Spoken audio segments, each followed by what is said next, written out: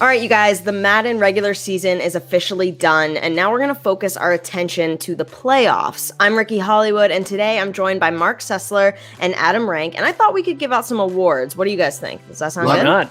It's that time of year. Exactly. Let's award season. It's always award season when it's this time of year, right? Like that's what they say. Let's roll through the standings really quick. So we'll start in the AFC. I'll go through it super fast. So, if you need to slow down your video, I understand because this is going to be like incredibly fast. Fair warning.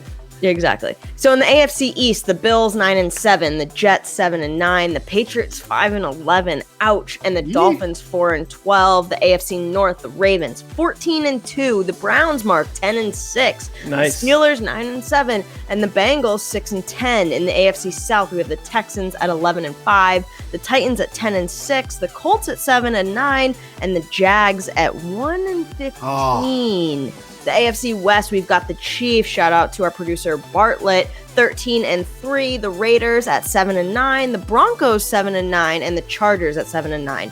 Over to the NFC East, Cowboys 10-6, Eagles 8-8, Giants 6-10, Redskins 6-10. NFC South, Bucks 12-4. Who saw that one coming? I think we did at the beginning, right? Saints 10-6, Falcons 8-8, Panthers 6-10. NFC North, we've got the Packers at 11-5, the Lions 6-10, the Bears rank 6-10, and the Vikings 6-10. And lastly, in the NFC West, we've got the Seahawks 9-7, the 49ers 9-7, the Cardinals 9-7, and the Rams 6-10. So hopefully you guys got all that. Your notepads, you were taking down notes so you know where everyone stands. Memorized it all. You don't need to repeat it. It's all cataloged. Yeah. Perfectly. So I want to do this a little differently this time. So we'll each state our case for who we think should get the awards, and then I think the three of us should decide who gets it. So we'll only give one award. A lot of these shows, they'll be like, I think it goes to this, and then we just talk about no, who is getting the award? We're going to Eric, figure it out. are you pointing to our show, our Around the NFL podcast, as a show that does that? Yeah, I mean, I feel that was a direct shot. There was no. I feel like a shot. Well, it's like, who do you think? Yes, I think. Yeah. Oh, yeah. And then you go on for like 20 minutes. Like, no, there's one award. And we're going to give it. All right. Okay? I like only that. Yeah. It's like Highlander. There can be only one. Exactly. I'll explain that to you later, Ricky. Yeah, I'm like, I don't get the reference. I don't think know. people on YouTube would either, but that's okay. They're going to have no idea.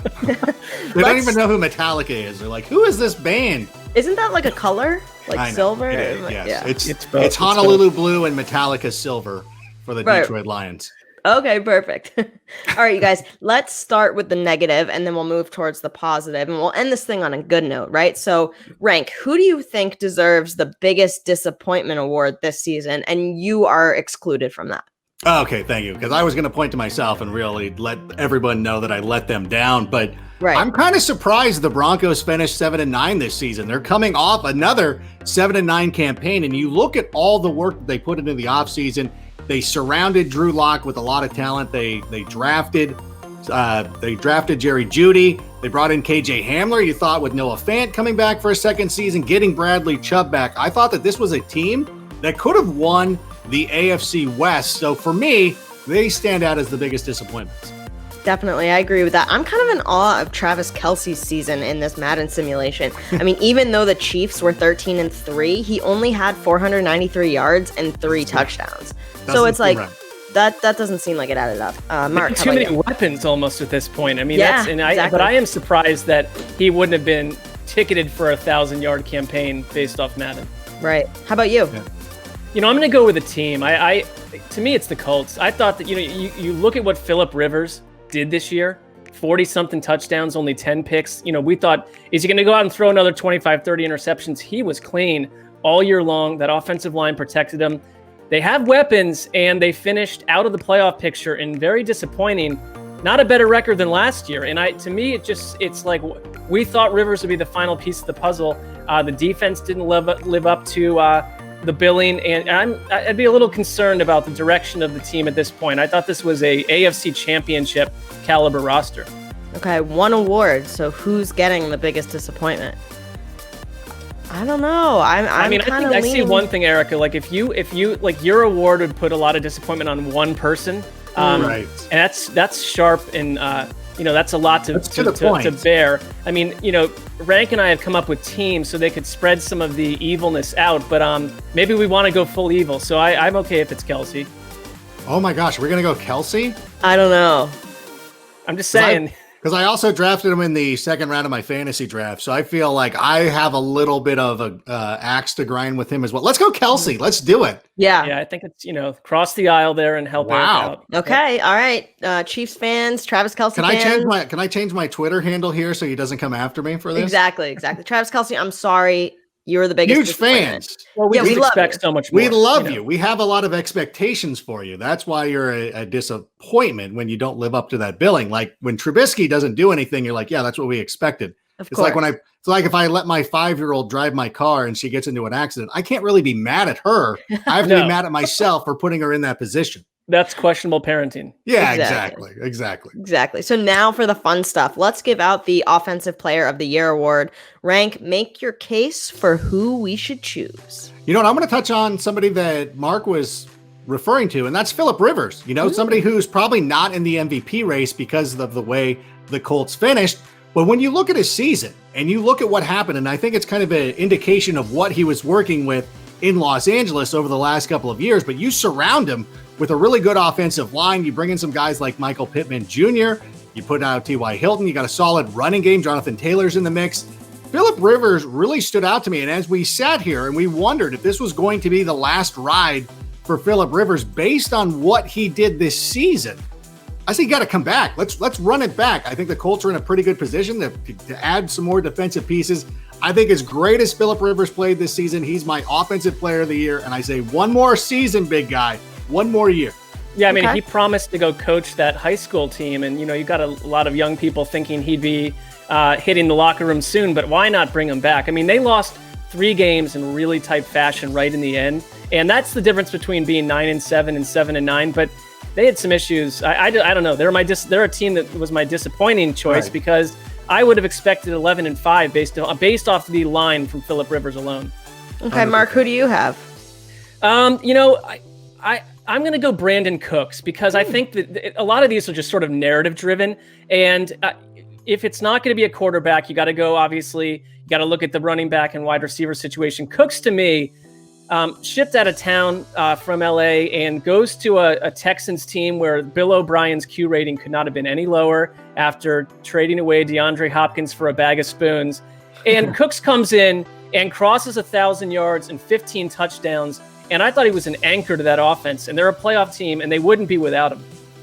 Definitely. That's a great point. You mentioned 15 touchdowns, but what about 15 rushing touchdowns? I mean, Derrick Henry, you guys, leading in rushing yards and rushing touchdowns. He had 1,386 rushing yards, and we all thought that he wouldn't have the monster season that he did last year. We're like, oh, can he do it again? You can't just pound every team with Derrick Henry, and he did come out and was literally on fire this season. He's got my vote. Yeah, if we're going to have to whittle it down and try to pick one player, I think that your nomination of Derrick Henry is probably going to be the guy because, number one, he had 400 touches the previous season. That team loses Jack Conklin. If there was ever a player destined for regression more than Derrick Henry, I would like to have seen it, but then he went out, he proved everybody wrong. The Titans are in the playoffs. I don't know. I kind of like that nomination. I'm with you. He just doesn't care about what, chattering heads have to say all off season long about what's going to happen to Ryan Tannehill and the Titans and Derrick Henry. And he did, in characteristic fashion, was an absolute bowling ball with spikes on it down the final 5 or 6 games of the year. And it's hard not to look at that team and think they could continue on with another playoff run. Definitely. So Derrick Henry, these are our Twitter handles if you want to congratulate us. Yeah, now you can reach out to me. Pick. Yeah, right. Sure. Yeah. Absolutely. Okay, it's also very clear that if we don't allow Erica to win each of these categories, this will never see the light of day. Right. So. If you want this video to air, it's good that you guys keep siding with me. Yeah. So let's deferring to the producer is always a wise move. Exactly. So let's do Coach of the Year. And Mark, we'll start with you. Another award that I always find to be very sort of narrative driven and has to have a nice story around it. And you can look at Bruce Arians and he's won it. This would be his 3rd win. And there's a reason to look at Tampa Bay and say that. But I'm going to say this. if any coach, and I'm not trying to be, Brown centric here, but any coach that has tugged the Cleveland Browns into the playoffs with a double-digit win total, and Kevin Stefanski coming off a totally bizarre offseason, not having a chance to work with his players the way that you'd think, he gets my vote. It's probably what people thought would have been heading towards Freddie Kitchens a year ago, and that was a train wreck. And he took a lot of the same players who came out of that season pretty damaged and turned the whole thing around. So I would go Kevin Stefanski. I'm going to stay in the AFC North, though, because when you win 14 games, I don't know how you can go in any other direction. I understand what you're saying with Kevin Stefanski, but right. We're looking at John Harbaugh winning 28 games the past 2 seasons. And to me, he is somebody who you have to consider the top coach in the game. And funny enough, it seemed like a couple of years ago, there were going to be questions whether he was going to return as the coach of the Baltimore Ravens. Then Joe Flacco gets hurt. Lamar Jackson plays well down the stretch. And now all of a sudden he's the best coach in the game. So I think that what he's done, Mark, here's the thing though, is that he's adapted to the game. Like there is such an inclination to throw the football and they want to be exciting and you want to go out and do the modern NFL. He's found a formula that might be boring. It's like when Joke won the Madden Bowl. It's like, it's not sexy to go out there and run the ball on every play, but if you're winning, you can't argue with it. I hear you, and I think every year, and you go back during the 20-year run of Belichick and Tom Brady together, shouldn't Belichick have won Coach of the Year 17 times? So I don't know if it's really about best coach. I think it's like, what's the best story? But you're so right. I mean, if everyone wanted to say Derrick Henry wasn't going to go do it again, people said the same thing about the Ravens offense, about Lamar Jackson, and they went and just duplicated what happened the year before.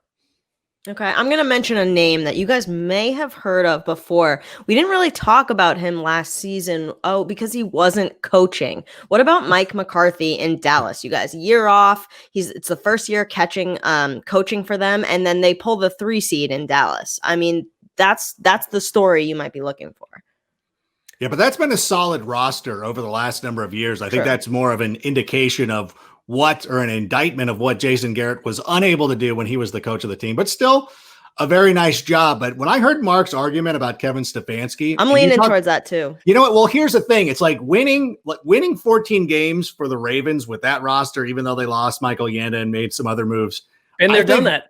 I think winning 10 games with the Browns is like going 16-0 for any other franchise outside of Cincinnati or somebody like that. So I kind of dig what Kevin Stefanski was able to do. And it showed that they probably should have gone with him 2 years ago, like DePodesta wanted to, but they finally got their guy. And that would be my point. That'd be right. My pick. I like that I'm winning this one. I would throw out, because I think he's underrated a little bit, Matt LaFleur. You talk about the Ravens doing what they did 2 years in a row. Matt LaFleur, I think some could have thought, they'll have problems with Aaron Rodgers, blah, blah, blah. None of that occurred. A very steady ship and right back into the playoffs with the division title. I don't know what more you could ask from a coach 2 years running, except get through the NFC playoffs for once, please, Green Bay. Beat the 49ers, maybe. Please don't do that. But the thing too is that they drafted Aaron Rodgers' replacement, and it didn't become an issue. So I think that, and they drafted Aaron Jones's eventual replacement. None of that stuff derailed this team. I thought that it would be a 500 team at best. So yeah, Matt LaFleur did a very nice job here, as much as that pains me to say. If you can check out the hat rack over there, like it is not something that I want to admit freely, but Matt LaFleur did do a nice job. Yeah, I didn't think anyone would get your vote for LaFleur at all. Okay, one last one before we get to the one we've all been waiting for. So second to last is how they would probably say it in the English language. But we're going to get to the MVP. Yes, but first, who is the rookie of the year? And I'm going to start because I am just psyched for the Dolphins. It's been a while since they've had things sort of turning around for them. And Tua was just so awesome this season. 3,002 passing yards, 20 touchdowns. They obviously didn't make the playoffs, but it's just so exciting for this franchise to see him excel. And it really seems like all their sort of hardship and pain was almost worth it. So I think they're in a really good place. In an offense where the line is not they don't have a great offensive line. Exactly. They had to do a lot to get out of problems. Right. So yeah, I hear you on that. Rank, how about you? Which one? Okay, well, since I get to go before Mark, that means I'm going to take the easy way out, and I'm going to go with Joe Burrow. And the one thing that I want to say about this, and this is, when you look back at the history of the Cincinnati Bengals, they've actually had a nice run of quarterbacks. You can go back, like Andy Dalton was a pretty good quarterback. Carson Palmer could have been a great quarterback if not for the injury. And then Boomer Esiason got him to a Super Bowl. Ken Anderson got him to a Super Bowl. Every time you had those guys, they're great, but they weren't the dude, that guy who's a cut above. And that's what Joe Burrow is. It's like the difference between The Rock and like Roman Reigns. Like they're both exceptional athletes and everything, but The Rock is a little bit like he's a cut above. Like, really? Do you think Roman Reigns could have carried San Andreas? I have no idea what you're talking about. You don't know who The Rock is? Dwayne Johnson? Well, no, I heard of know The the Rock, actor, The Rock from Jumanji. Yes, exactly. But that's the thing, is that he's got something a little bit extra. Like, there's a difference between him and Kevin Hart. Kevin Hart's delightful, and we enjoy, but The Rock is like the man, and that's really what Joe Burrow has brought to this Cincinnati Bengals team. And Mark, I know this speaks to something that you wrote about during the offseason as well, is like the Bengals didn't have an identity. There was like, what was this team? Who is Zach Taylor? Like Zach Taylor had a job because he knew Sean McVay. But now you've got an identity. And even though they did not make the playoffs, they won 7 games. The reason why Joe Burrow was there leading them. And now if you're a Bengals fan, you have to be excited about the future because it seems like this is going to be the kickoff of another incredible stretch for them. So I'm, again, taking the easy way out, but I got to go Joe Burrow. Well, the easy way can be the logical way at times too. And I really, I basically side with you, but I'll throw out one guy who I don't think maybe even won't get a vote, but in an area where he needed to come in and be productive right away, Cam Akers for the Rams. I mean, you look at what he produced, nearly 1,000 yards on the ground with 8 touchdowns, 500 through the air with another 3 touchdowns. The Rams were a team in transition, and it's like you can't point to the same guys that they rolled into LA with and up on all the billboards. Cam Akers is an anchoring force on that offense, and they talked about it being a running back, an anchoring force, and anchoring force on offense. I will allow that. They're just going to be a backfield by committee and have like 5 or 6 guys helping out. I mean, that was just not the case from about week 6 on. They used him all the time. So I think it's a good rookie story, but I'm with you on Burrow. I like Tua too, but Burrow transformed and changed a Bengals team that was impossible to watch this season before. Definitely. It's got to be Burrow, right? Right. Yeah, I would say so. They won more games than the Dolphins, even though it was probably it was more difficult given the fact that the offensive line's rebuilding, but I still think, listen, it's not like the Bengals had a solid offensive line either. No, they didn't. And Burrow had that one 5-touchdown game that it was kind of like, he's here, he's not going away. Exactly. Definitely. Okay, ladies and gentlemen, boys and girls, 99 Madden ratings and below will accept you. It's time for the MVP award. Who is the most valuable player of the 2020 Madden simulated season? Mark, kick it off. Well, look, I'm going to go with someone. I'm not saying that I'm not going to keep hitting this narrative award drum over and over, but this one works for me because I think he was the best quarterback in football, and that is Drew Brees. Another guy that we're talking about, maybe your final season. Well, I mean, we can form a coalition on this one. 4,700 yards passing, 40 touchdowns, 15 interceptions. And, there are whispers there. You could have used Jameis Winston a little bit. I don't know why you would have, but Taysom Hill, the Taysom Hill factor. I just don't know why Brees should walk away after this kind of a season. That said, if he leaves now, you leave with a towering final year achievement. And I think he's been robbed of the MVP multiple times. And this year, they're a good team. They're a playoff team. What's not to like? I'm totally piggybacking off you. I mean, you're piggybacking off me because I did put together the rundown and I did write Drew Brees. So we'll leave that up to interpretation. Well, you threw it to me first. Yeah, I believe the script was. Yeah, I mean, exactly. I had to, I'm not going to throw in. Who do you want me to? I'm not going Jarrett Stidham there just to surprise people. Yeah, exactly. No, I'm backing you up. Drew Brees has my vote too. It's like he came out with something to prove, and he did. Rank, how about you? Well, here's the thing. We all know that Drew Brees Brees should be the MVP, and that's who we would all vote for. But you know who is going to win it, and it's Aaron Rodgers, because the media gets together and they decide that these quarterbacks are better than these. That's why Peyton Manning always wins awards and Drew Brees doesn't. I don't know why. Russell Wilson has never received an MVP vote. Drew Brees has never won the MVP award. He broke Dan Marino's record in 2011, where he broke it with, 5,000 yards and he had 40 some odd touchdowns, they still gave it to Rodgers because he won a couple of extra games. And similarly, that's what would happen here. They would just be like, well, it's got to be, it's either him or it's Tom Brady who won 12 games. Like either one of those guys are going to win it because the national media is already predisposed of like, who's wearing number 12? That guy already gets all the awards over poor Drew Brees, who, and I hope, and I don't think that this would be the case, but it's kind of like when you go to the Academy Awards and there's an actor who never wins, and you're like, why is this guy never won an Academy Award? Why is Brad Pitt never won an Academy Award? Finally, you give him an award. I'm not saying that would be the case. But that's what I would hope would happen. So I would want it to be Drew Brees, and that can be our unanimous decision that we put out there. But I am telling you, they're voting for Aaron Rodgers because that's just the way the NFL media works. You pointed out the fly in the ointment there potentially. I can see how that because there's a narrative attached to Aaron Rodgers too. And to come out of the season. I've never met one person at NFL media that I've trusted, so I totally back you up there. Nobody knows what they're talking about over there, including the three of us, you guys. Thanks so much for checking out the Madden Simulation Awards. What a fun season this has been. Make sure to check us out on the Around the NFL podcast multiple times a week. We're on NFL Network. Check out the NFL Fantasy Handle and the Adam Rank podcast for more of your rank fix. And check out the playoffs. And until then, we'll see you guys.